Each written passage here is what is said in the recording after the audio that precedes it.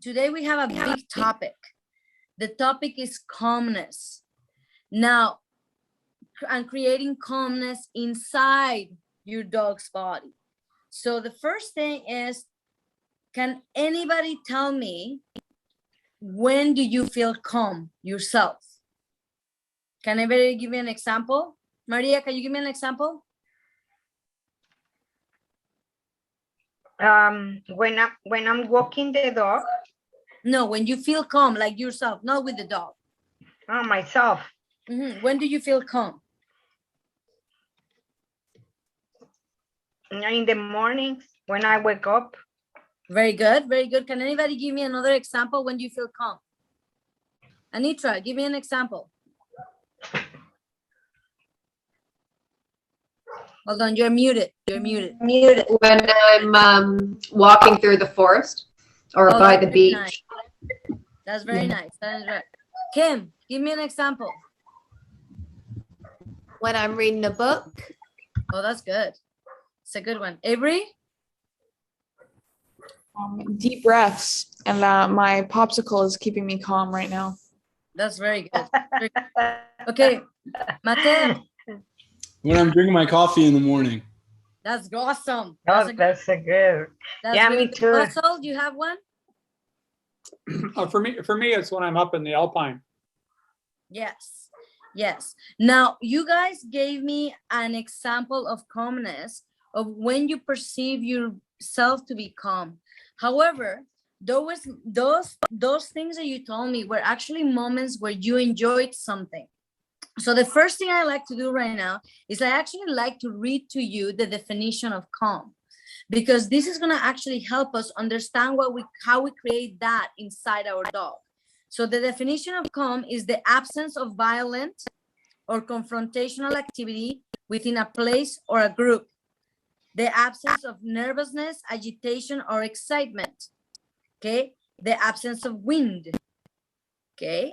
Now, as an adjective, is not showing a feeling. As an adjective, is not showing a feeling, nervousness, anger, or any other strong emotions.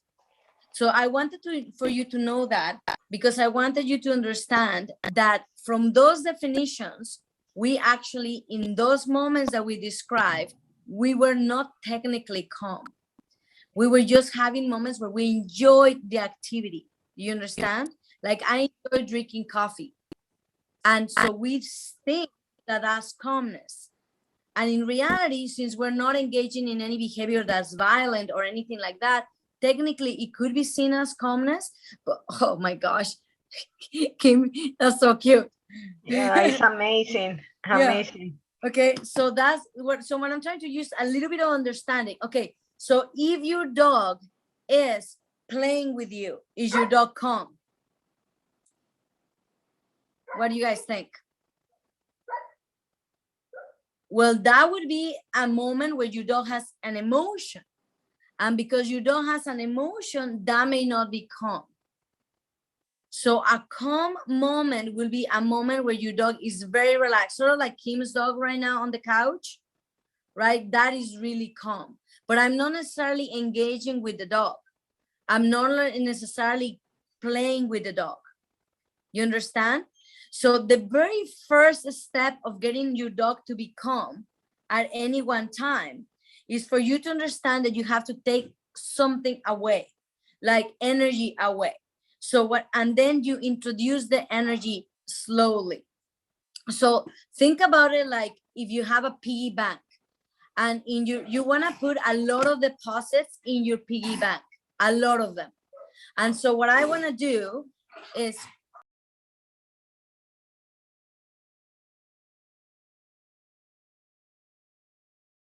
Oh, we lost you. You're muted there, Valerie.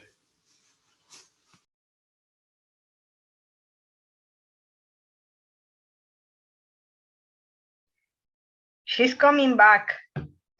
Hold on.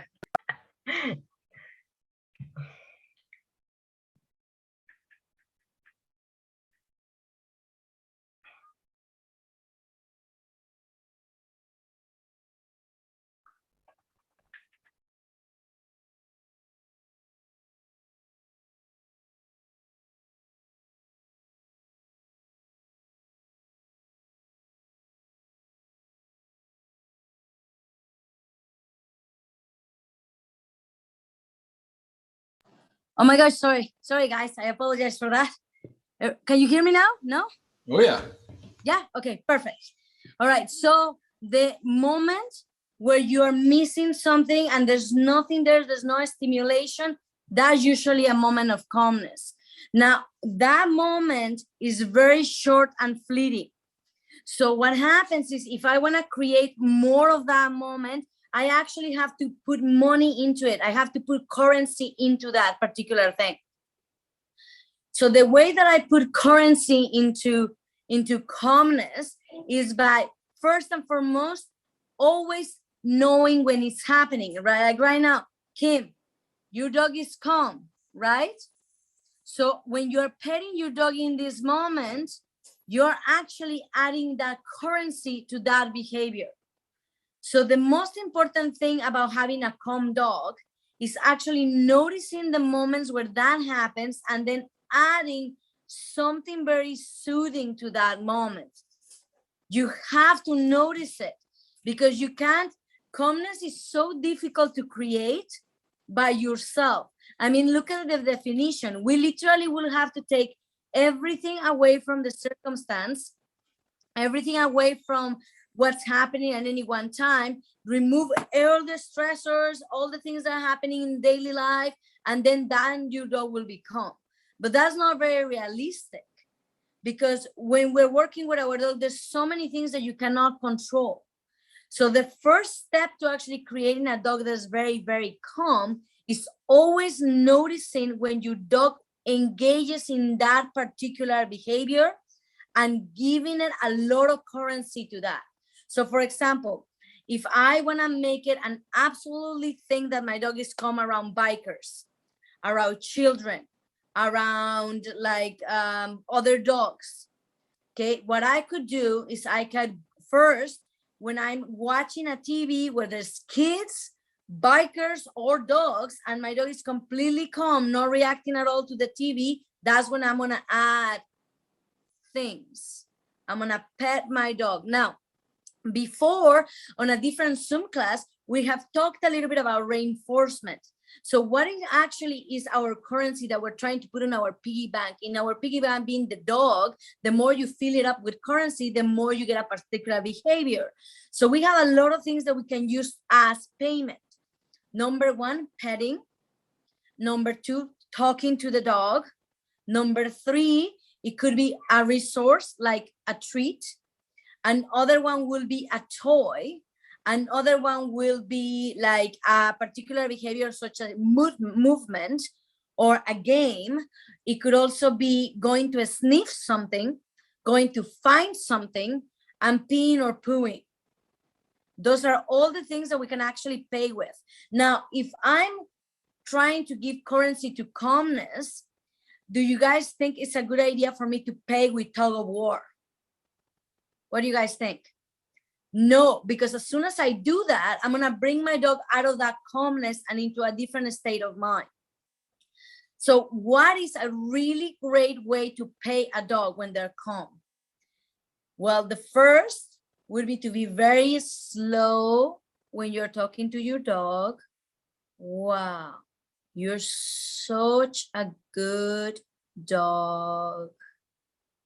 It literally makes you bored and calm, right? So that's one way to use your voice. We call that voice the spa voice. We want the spa voice. We want to be very like calm and soothing and stuff. One of my clients had a very reactive dog, and he found that humming to his dog was very soothing. So every time his dog was calm, he started going, and he literally started doing that. And guess what? He brought that sound outside, and the dog was like that, because he associated enough times. So what you want to understand is when we want to capture a behavior, so capturing is when a dog does a behavior the moment that naturally occurred, and then you want to give it a command and a marker saying like yes, and then reward that behavior. If you want to capture it, you have to do it a lot of times. Like the most basic example of capturing, your dog goes in the lake or it's raining and the dog starts to shake, you say shake, and you move your hand like this, and you capture enough times. After a while, you go like this, and your dog is gonna shake all on command, right? So that's capturing. So calmness is a state of mind that the dog achieves very rarely at the beginning. And because in order to be calm, you have to have the absence of stimuli, and you have to create a lot of like relaxation. That is very hard to do in real life. So what I'm gonna do again is I'm gonna take every opportunity I have to notice that behavior and capture it. That's the first step. Capture that behavior. So my dog is laying down on her bed, super calm and mellow. I may approach and say, wow, I'm so impressed right now. You are just adorable. And I would like give massage, and the massage should be really gentle, very calming, very relaxed. And then you can also do what's called the ninja treat. This is my favorite. The ninja treat is when you grab a treat and the dog is so calm that they don't see you putting it down. So you're super slow and you're kind of putting it and you don't want them to notice. And then when they wake up, they're like, oh, look at that. There's a treat. Right? So that's like the ninja treat. The dog never realizes you actually put one there. It's like you can come from any angle and do that. So that is a really, really good example of how I create that. So step one to calmness. I want to really, really make sure that my dog is being captured and rewarded for that behavior that is natural. The next thing that you want to do is you want to choose an area outside your house that is very peaceful for you. So now it could be, for example, in the forest. It could be a bench that you really like somewhere. It could be a place where you actually feel very happy in that spot. You have good associations to that spot. And then what you want to do is you want to bring your dog into that particular spot. And after you do a little bit of excitement, so you're going to do some games, you're going to run a little bit, you're going to do sniffing, something like that. You're going to sit at that spot with your dog and you're going to practice doing nothing. So you're not talking to your dog, you're not petting to your dog. And at the beginning is really difficult because you're there and you want to do something. You want to give some kind of feedback to your dog because you're there, you're outside, but you want to wait.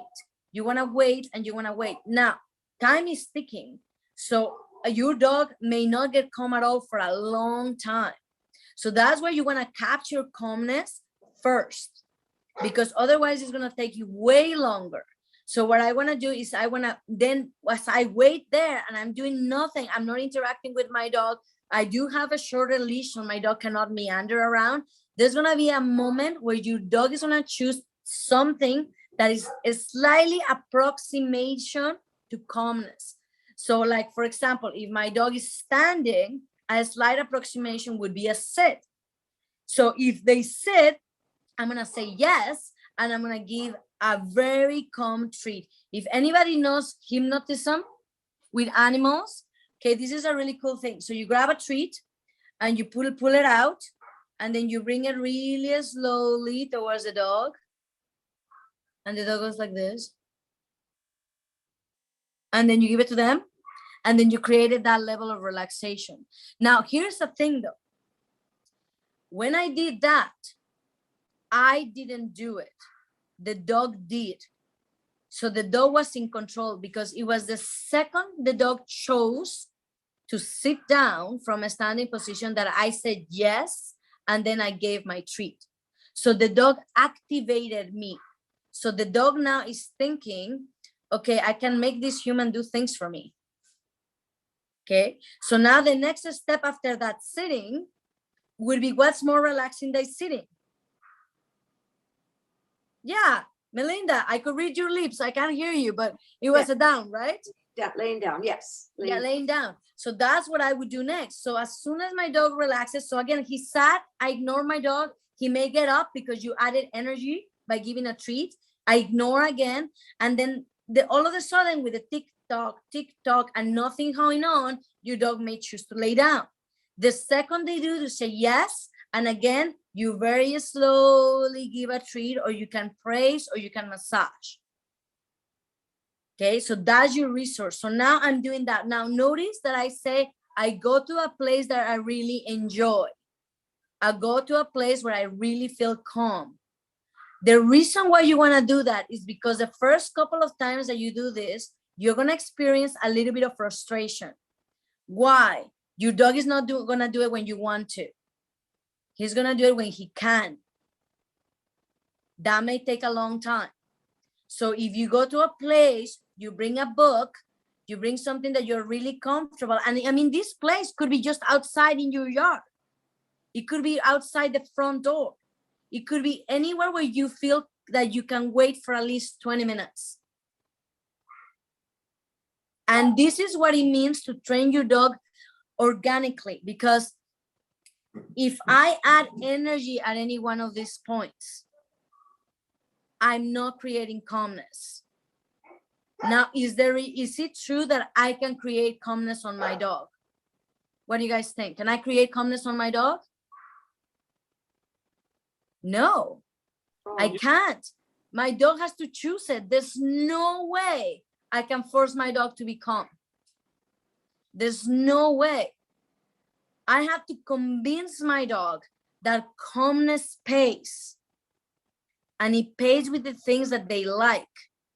So then what happens is, if the dog can be convinced that calmness pays, then I can actually, the dog is going to be wanting more things from me, and he's going to do more calm things, so I can give him things, right?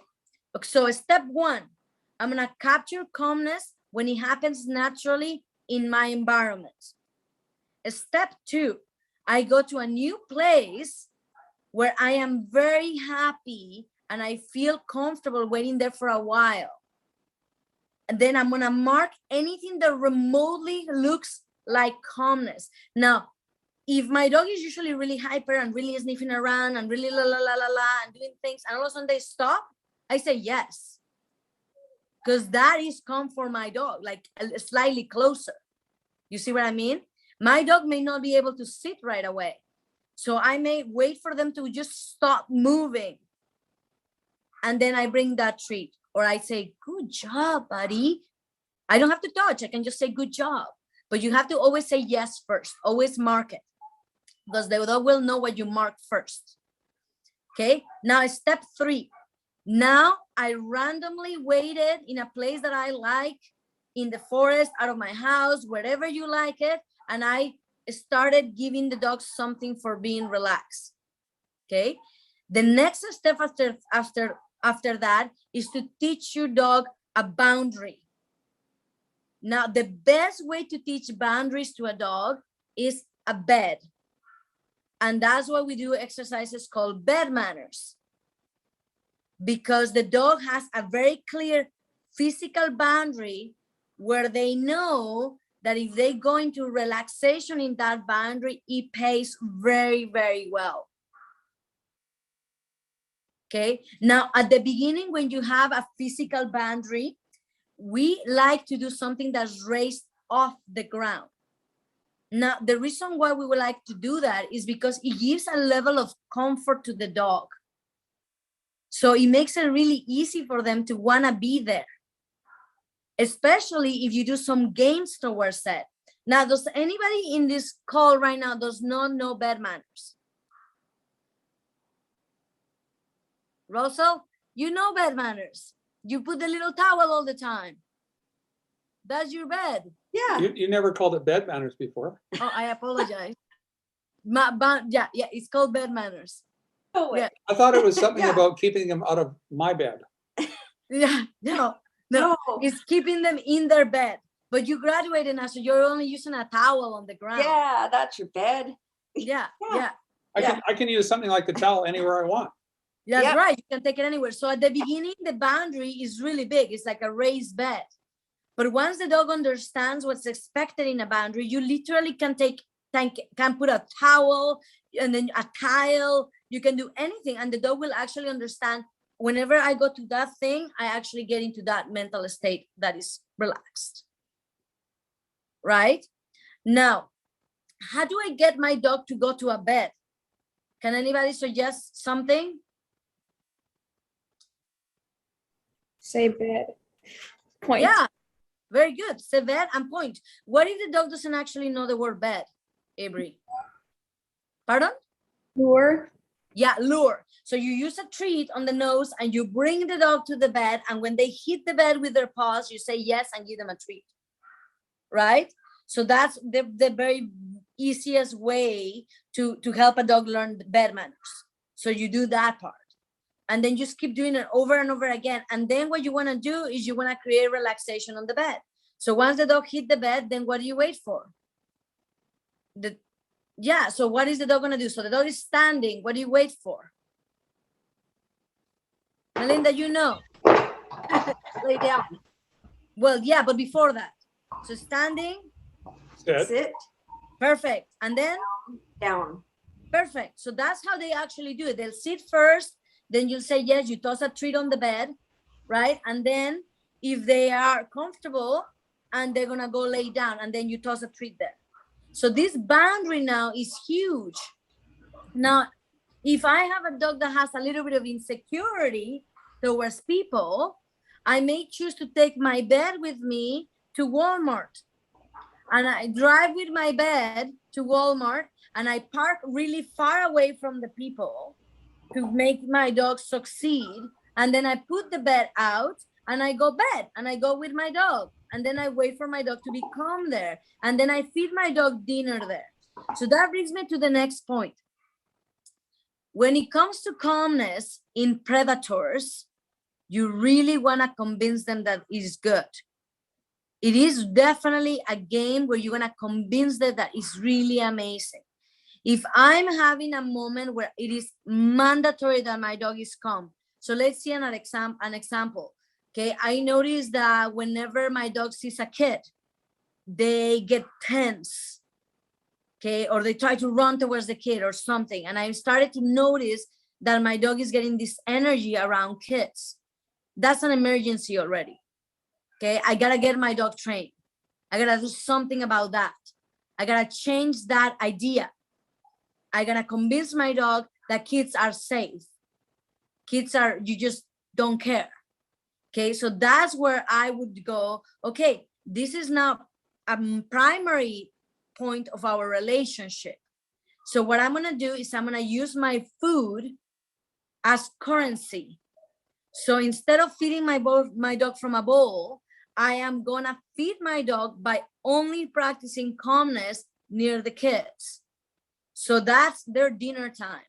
That's their lunch. That's their breakfast. If you feed more than 2 times, and then I make it a priority and nothing else. That's all I work on. So what happens is as I go for a walk, I may play a couple of games with my dog, get my dog tired a little bit, get some excitement going on. And then I pull out my little yoga mat that I caught, or my brick, depending on what size my dog is. And I go, bed. And then I start practicing that and feeding my dog like that.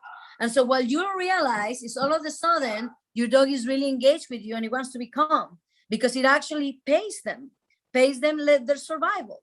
They want food, they're predators. So they wanna, but if you give it to them for free, they may not necessarily wanna change. What for?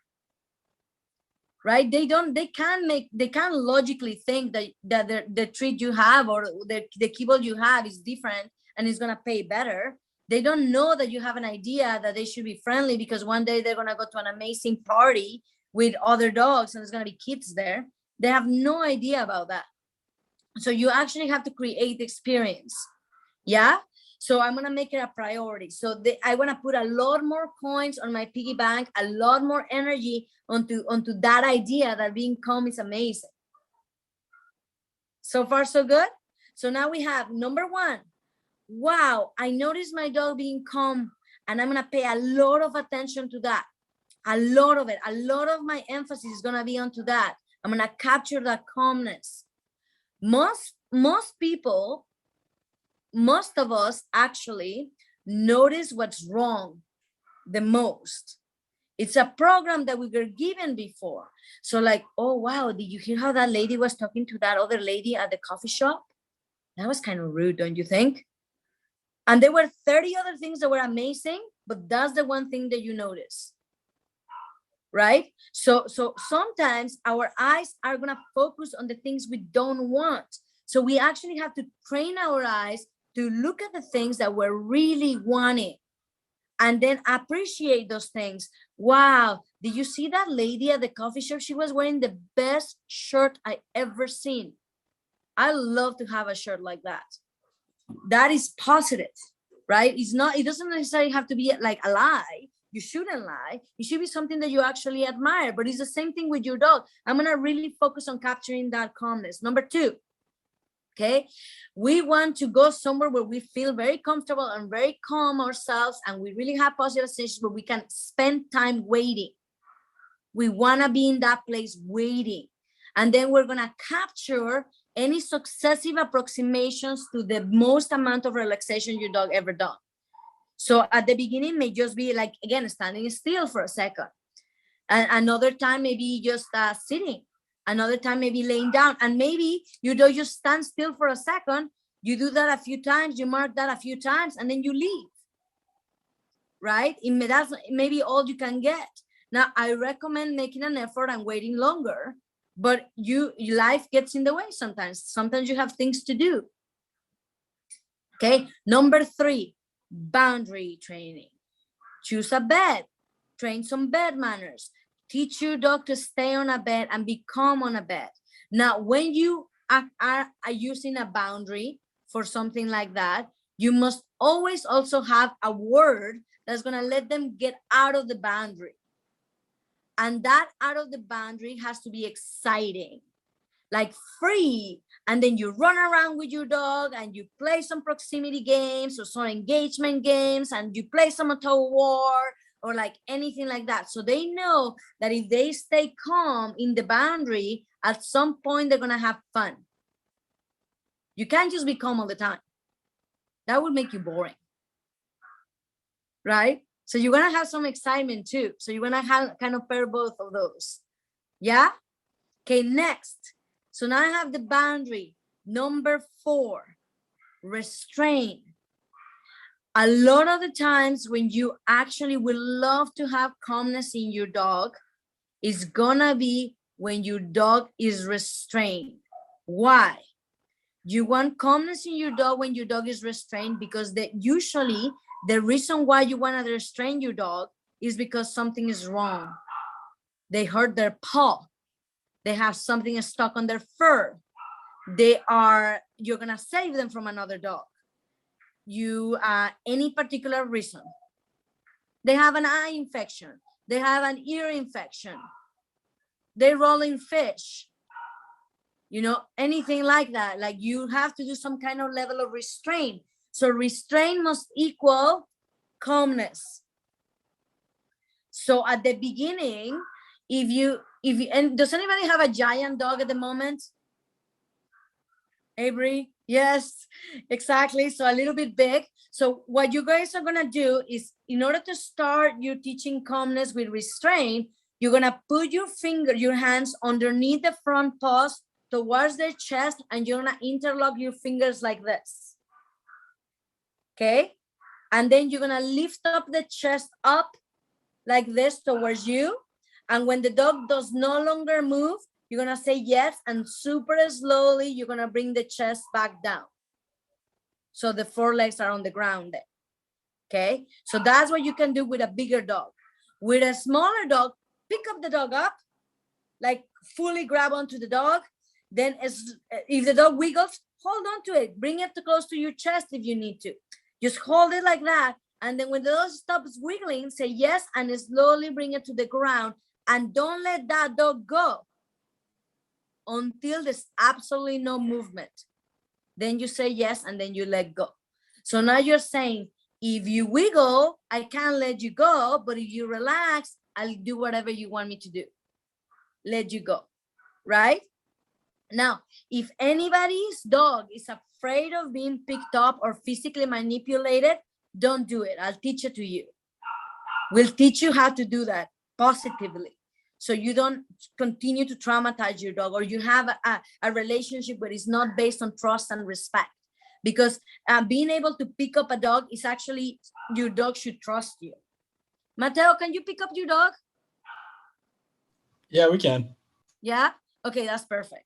So that's really, really good. Okay. So the next part about after that is gonna be collar grab. So we're gonna manipulate the dog's body by grabbing their collar. So what we do is at the beginning, we may hold that treat on our palm like this, and we put our hand underneath the collar and we hold on for the collar really strongly.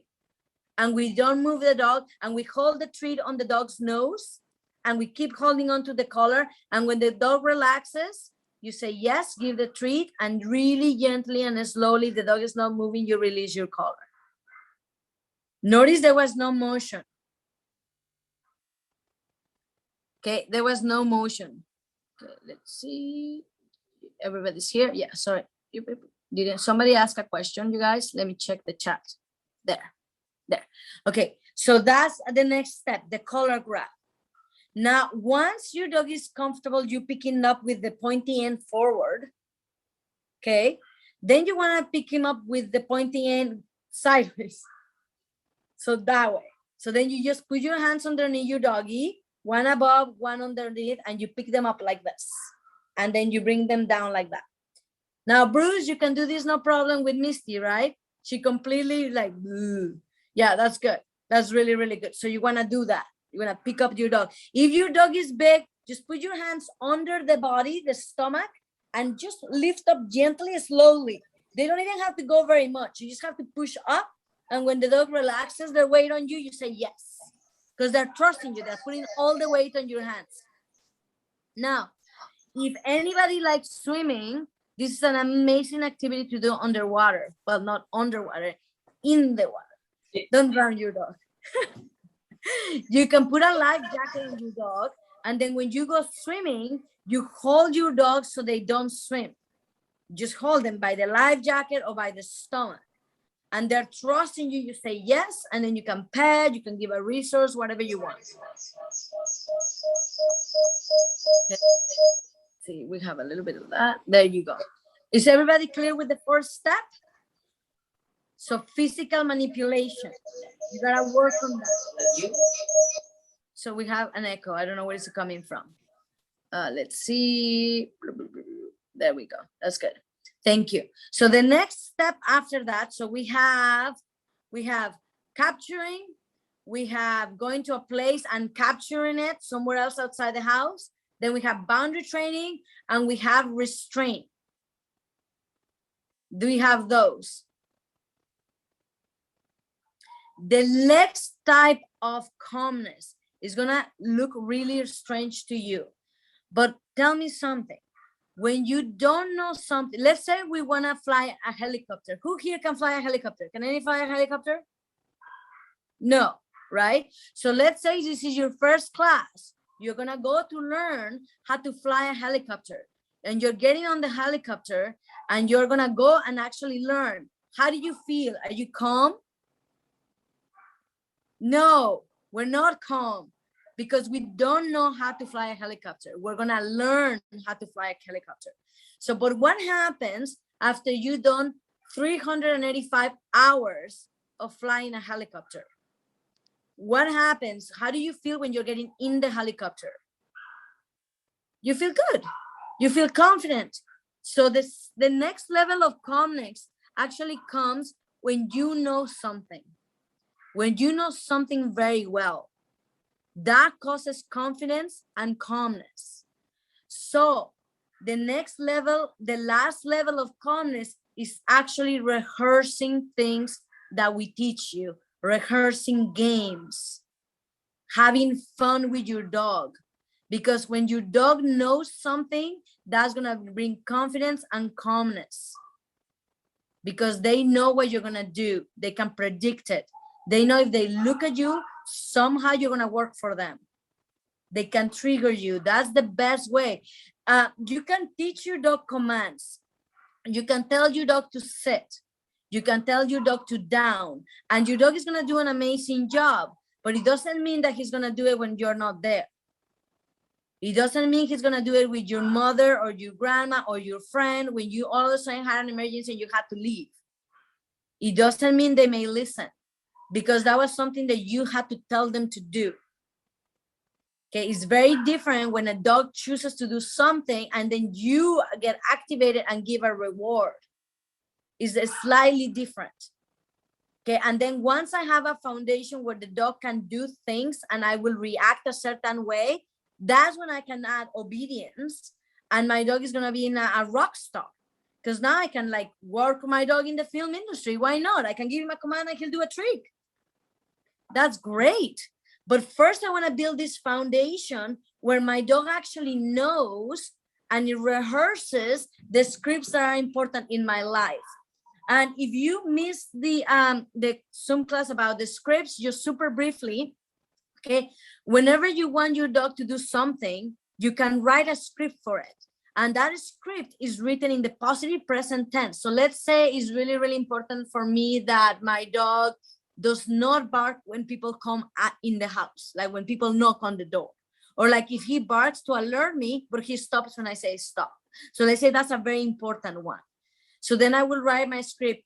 When somebody knocks on my door, Fluffy will let me know with one bark. And as soon as I acknowledge him, he will come to me and or go to his bed and he will be very relaxed, or he will just be calm until I allow him to greet the visitor. Okay, so that could be my script. So then what happens is then I'm gonna break that script into many different tiny little rehearsals. So I may knock on the door, toss a treat, knock on the door, toss a treat, knock on the door, toss a treat, knock on the door, toss a treat, knock on the door, toss a treat. You know what? Knock on the door means get away from the door. Because every time somebody knocks on the door, I get a treat tossed away. So I'm never gonna go to the door. I'm always gonna go away from the door. That's what pays. If I hear that knock, I'm getting as far away from the door as I can so I can get a treat. You see that? So I broke it down. The next rehearsal may be I knock on the door, my dog walks away, and then I say bed, and my dog jumps on the bed and I say yes, and I give a treat. So now I'm adding that level. Okay, not only do you have to get away from the door, but now you actually have to go to your bed. So I can add that part, right? And then the next thing is I'm gonna add the knock on the door, but now there's gonna be a stranger doing it, not me.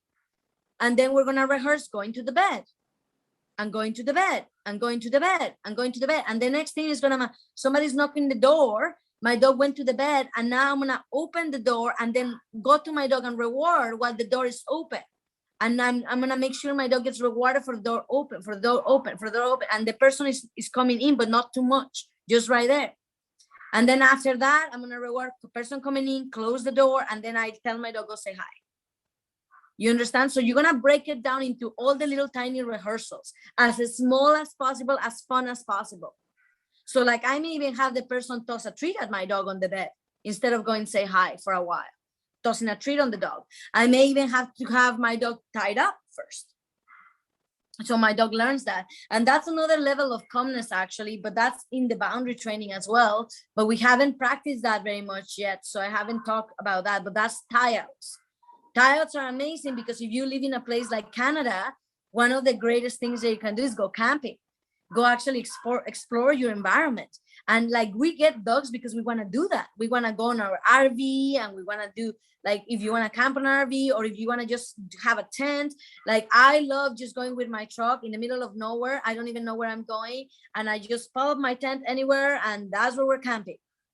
And so my dog knows that at those points, it may be dangerous for me to let them off the leash at nighttime. So I may actually tie them up.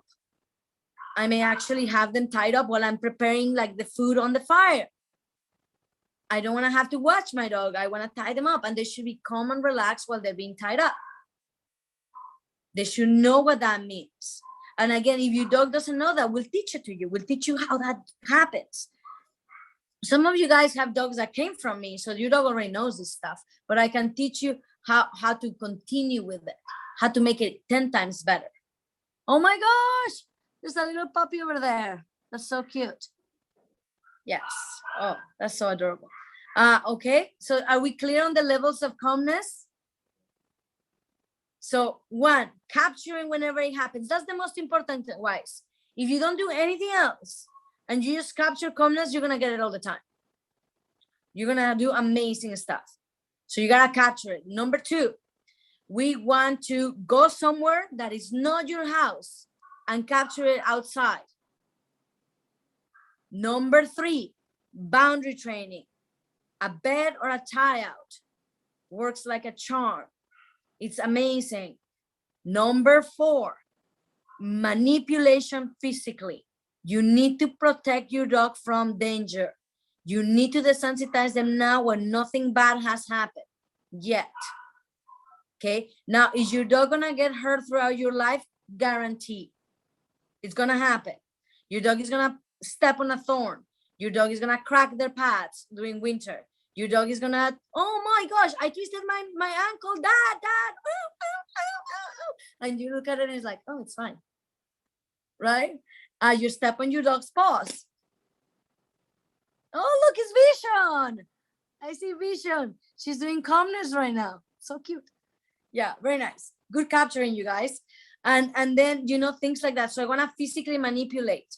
Now, also, if your dog has a broken nail or something wrong with their pads, it's really great that your dog can give you their paw and you can hold it for more than 30 seconds.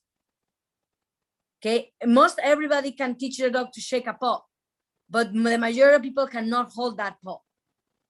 So that's a different thing. You want to hold it. You want to teach the shake a paw. The dog puts the paw on your hand, but then you have to be able to hold it. And the dog stays there like, oh, I love you. You know, so that's a different level. Okay, so you build that slowly again. The next and the last one is you create calmness inside somebody when you know what's happening. When you teach and you practice things over and over again. So if you want your dog to be calm when they're at the front door, when somebody knocks, guess what you have to do? Rehearse that. Rehearse what they have to do when somebody knocks on the door. If you want your dog to go on your paddleboard, on a canoe, rehearse that. So your dog doesn't feel nervous the day of the trip. Make it a point to do it prior to the trip. Okay, if your dog has a problem with dogs, try to sit somewhere or have your dog in your car, tied up, somewhere away that they can still see dogs, and wait for them to choose calmness and give them everything you got calmly. Are we good with that? So you always are calmer when you know something. You'll always feel fear and anxious and slightly insecure when you don't know something. I mean, think about like Zoom classes. The first time we did it, we couldn't even speak, right? Because we're just learning how to communicate like this. This is weird. We never done this before until COVID hit. The majority of people never used Zoom. And now half the world is on Zoom. Right? And we had to learn, and we're comfortable whether we have a good hair day or a bad hair day. It's like, I gotta be there, I gotta show up, right? It doesn't really matter. We're there as normal as we can be and as true and honest as we can be. Okay, so calmness is not something you can create yourself. It's something that we can create. It's like a cooperation. It's like a choice. The dog chooses something and you act accordingly. You choose calmness, the dog copies your calmness. A lot of the time, if I have a nervous dog, I can slide on the leash and use my breath, like get myself really, really, really, really calm myself, where that's all I'm focusing on, and my dog just imitates me. You can even see them go, right? But that takes a skill because you have to be 100% selfish in that moment. What does that mean? I'm not focusing on my dog at all. I'm literally focusing on my breath. And then my dog relaxes and then I mark it. So that takes time and practice, right? So calmness is a choice and it's something that we're choosing ourselves. And if another thing that you should know is that if your brain is not structured properly, if a perfect example of this is like the reason why we use TechnoTutor as the technology that we use to help ourselves with everything that involves our programming, our subconscious programming, is because the reason why we use it is because sometimes as you grow older, there's a lot of words that have a lot of polarity. So polarity is like an emotion that is not real. It's something that you perceive as a childhood, or like something happened and now you have an association to a particular word. So when somebody calls you, hey, you're so, you're rushing, and you all of a sudden thought about that time where somebody that broke up with you said that you broke up with you because you were rushing all the time and I didn't like that. So now they broke up with you. Now the word rushing means that you feel bad inside. So this guy told me you're rushing, and you're like, no, I'm not rushing. What's wrong with you? And you react all emotionally and you don't even know why, because that was in your past.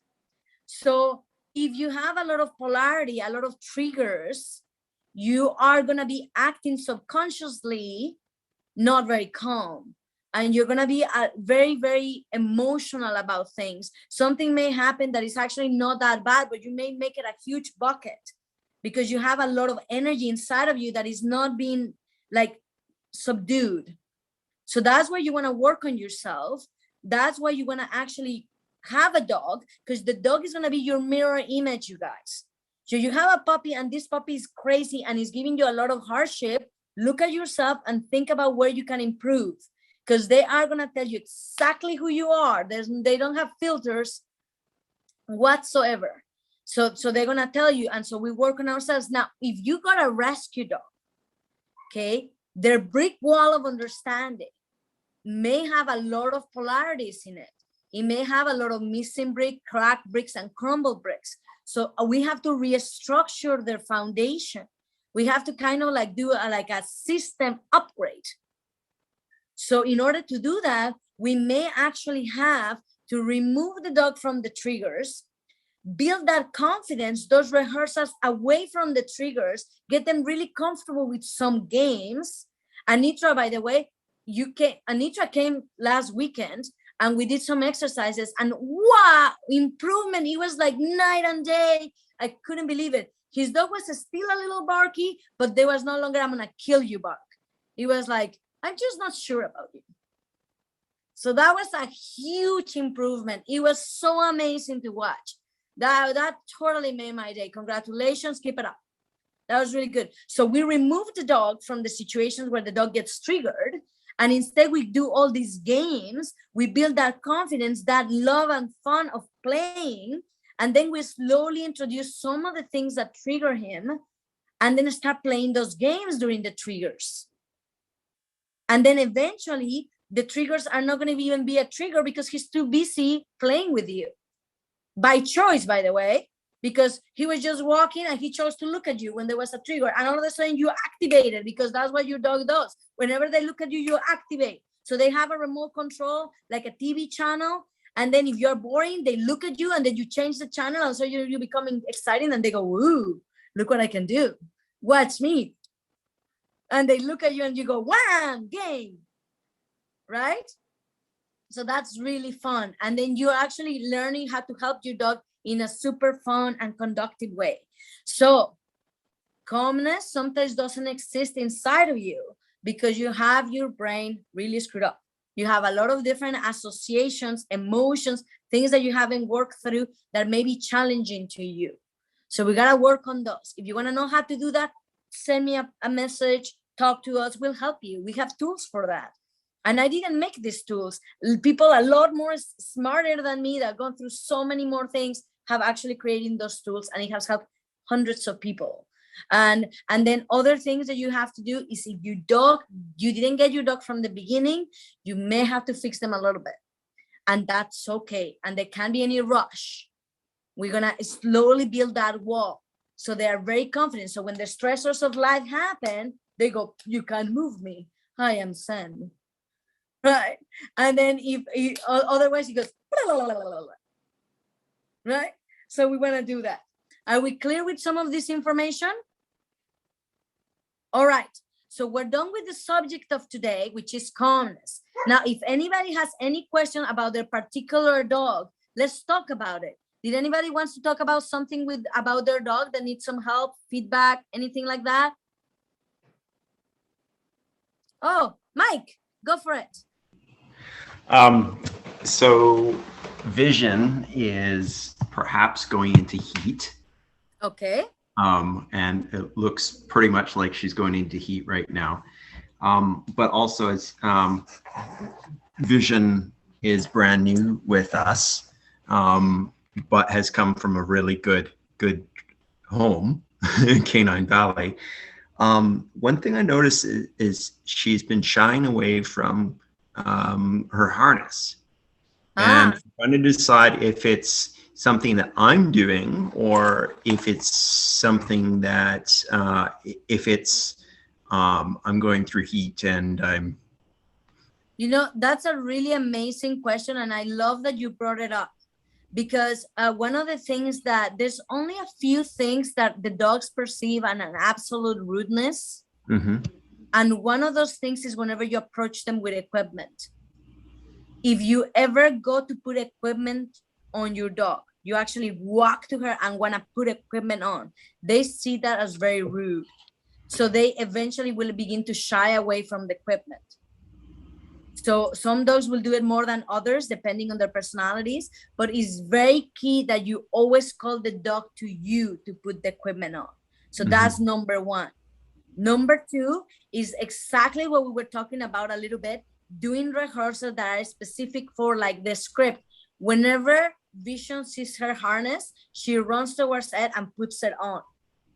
That's my script. So then what I'm gonna do is every time I wanna give my Vision a treat, I'm gonna have the harness and I'm not gonna move it. I'm gonna put the treat on the other side of the harness and say Vision, and I may put my hand right through the harness at the beginning, like not ask her to put it on, but just right through and give her a treat. And every time I'm gonna give her a treat, the harness is gonna appear. I'm gonna put my hand through. I'm gonna give her a treat. I'm gonna do that for a few days. Okay, and then I slowly bring the treat in. Right? And then I'm like, harness, boom, treat, harness, boom, treat. And I'll do that for all the food of the day. So I make it that my priority. I'm gonna make my priority of really working with that harness and making that harness super positive. Another one is that you can toss the harness on the ground and then run to it and toss treats on top of the harness. And Vision is like, what? And she runs to the harness and he's like grabbing the treats from the ground. Like, whoa, harness is awesome. And then you toss it somewhere else, put some treats on top of it. And now she's getting a different association to that. Now, for everybody that doesn't know, when any living creature has a heat, we have cramps. It makes us grumpy. And sometimes we don't want to be doing what we're told. And we just want to curl into a little ball and eat ice cream. So that may be part of it too. Yeah. So that may have something to do with it. But it's hard to tell. Like usually you'll see that during their heat, they are a lot more subdued. They don't want to do anything. You have to really like bribe them to do anything. Okay. Yeah. With that cramp ones. Yeah. And the mascots tend to be a little bit on the exaggerating side of things. Yeah. Because they feel a lot. So they're like, I have a cramp. I can't possibly work today. I usually don't even try. Would collar walking for that point in time be better? Yes. But because Vision is already used to the harness, it should only take you about 2 days. Okay. And if you really need to, like for me, it's mandatory to have a harness when they walk. But the reason why it's mandatory is because I have an injury on my knee. So the harness actually helps me stabilize my body when I walk, which is like why I like service dogs. They help me a lot and I really like to hike. So I need to use a harness. So if I actually had to make it really fast, I'll use like boiled chicken, cheese, chickpeas. Like I'll use actual treats for this part instead of the normal kibble that I would usually do to convince my dog that the harness is amazing. Okay. Right? Yeah, for sure. So I will do whatever it takes to create that. And again, there's no other food given. It's like, this is the only way you can get the food if you actually come to the harness, if you actually do that, right? And I may act really silly, like a monkey. Ooh, what's this? Are you ready? Are you ready? And then get her to pay attention, you know? Sometimes you have to do those moments. But then you don't have to act so much. Then you can relax after a while. Yeah? Are we good? Sounds That was good. a really, really good question, Mike. That was awesome. Sounds That good. is a hard one. And we actually see that all the time. We have a lot of people that come in. It's like, I grab my leash, my dog runs away. Or I had my dog off leash at the dog park. I show him the leash and he will never come, no matter what. That's a really common. Oh my gosh. Look him. That is just adorable right there. That's so cute. Okay. So does anybody have any other question that like answers, insights, things like that? We're all good? Perfect. Now, for anybody who's wondering, we have pack walks, but we can only do pack walks if there's 3 people. So if you guys register for a pack walk and the only thing you have to do is text us, then we will actually be able to do them. So pack walks are, I'm just gonna get out the times for you guys. Give me 1 second. They are, I should know this by heart, but I don't. I apologize. So they are Mondays at 1 p.m. Okay. And Saturdays at 10 a.m. So pack walks is when a whole bunch of us get together and walk our dogs and have fun. We may make it half a block. We may walk 6 blocks. We may walk the entire time. It really depends on who shows up and what we want to do. So we need registrations just by text. You can register with Maria. You can register with me, but Maria prefers if she does it because she's way more efficient than me. I'm still learning, just saying. Okay. And so she's way better. So you can register with her. And then when there's 3 people, we can do it. If there's less than 3 people, unfortunately, that doesn't cover our expenses, so we can't do it. Okay, it's a small part of it. And I interviewed with the girl today. Yeah, did somebody say something? Sorry, I missed that. We're good? Okay. Other things that just to cover, we do have a clubhouse meeting. I did put on our Facebook group page, I put the dates of the clubhouse meeting. Now the clubhouse is actually a group where we work with us as humans, not with the dogs. So it's a place where you can come and grow a lot of psychology, a lot of fun, challenging things are gonna happen to you. There is super fun. We have a lot of fun. We grow tremendously by being together and standing together strong. That's what actually how you get things done. No company has ever created greatness without a team. So we are here, by the way, the reason why we have this Zoom class is because we're here to evolve the human and dog relationship. But the human and dog relationship has 2 components, the dog and the human. So we have classes for the dog, classes for the human and the dog, and classes for the human.